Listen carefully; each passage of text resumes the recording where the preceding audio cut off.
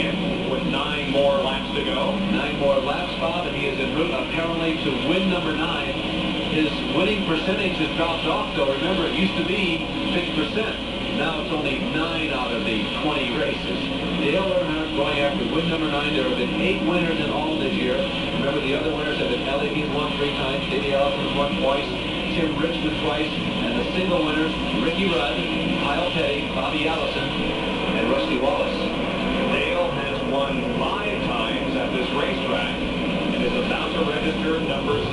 There is Rusty Wallace, who is in second, but really not in a challenging position at this time for Dale Earnhardt. That's down into place lap number 494. 6 more laps to go. 1987 is an absolutely astounding performance for this team. Dale Earnhardt has not had a dry spell. He has gone 3 races without a win, but in those 3 races he's finished 3rd, 8th, and 2nd. Prior to that, he won 2 of the last 3 events. Earnhardt won 2 of the first 3 races of this year and 6 of the first 8.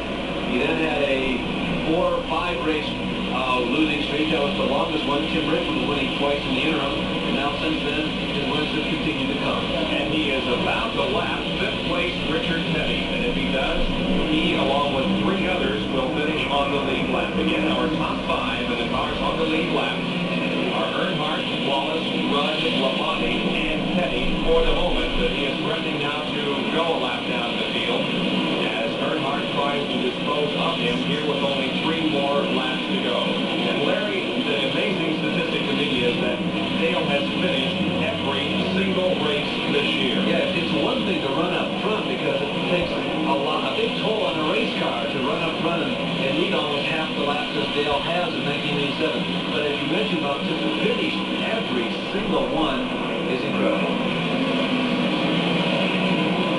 Earnhardt apparently has radioed the Richard Childress crew that he wants oxygen immediately when the checkered flag falls. It will fall next time around. The white flag is out.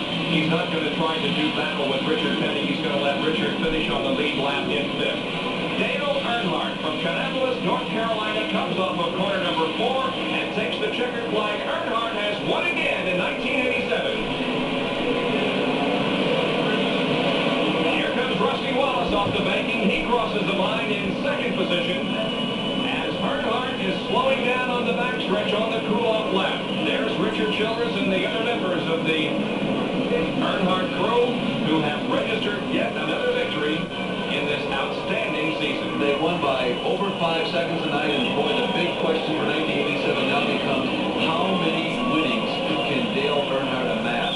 He is well over $1 million already, and there's probably another $1 million in room. His 6th win at Bristol, and he widens the gap even further in the battle for the Winston Cup. Well, Dale Earnhardt has climbed out of the car, but he sits down. He wasn't feeling well last night at the Busch Grand National race, but boy, he withstood a lot of physical punishment out there tonight. Let's go to Dr. Jerry Punch. Well, Dale trying to get out of the car and get his breath. Dale, first of all, congratulations on a tremendous, not only tremendous drive, but tremendous endurance run tonight here at Bristol. You know, this old race team is awful tough. They get tougher every time we go to the racetrack. Kurt Richards, the guy that did a super job all week, regular British ship, they didn't run bad in.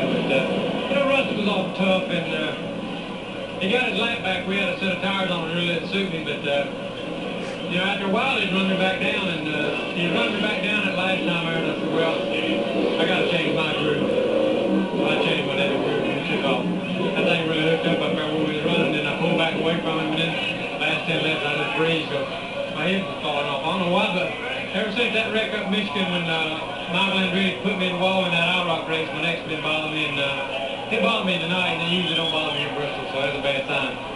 Well, when Dale pulled in here, he couldn't even reach up to cut the switch off. That's what he was doing, was trying to ask me to cut the switches off in the car, and we wiped his face off, let him get his breath. Now, you've been ill for the last couple of days, and you were laying down most of the day. There was a question mark, will you be able to run at least half of the race tonight, and you made it for 500 laps, so you got to be one tough customer.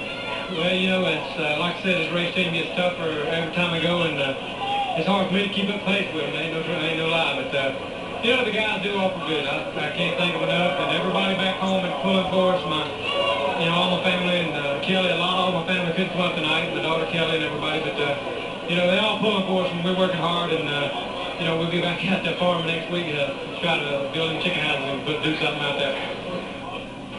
So Bristol International Raceway now is more silent than it has been in the last 4 hours. As the race is concluded, the fans begin to head for the exits, and we bid you farewell from this great racetrack. Again, we review the top 5 for you.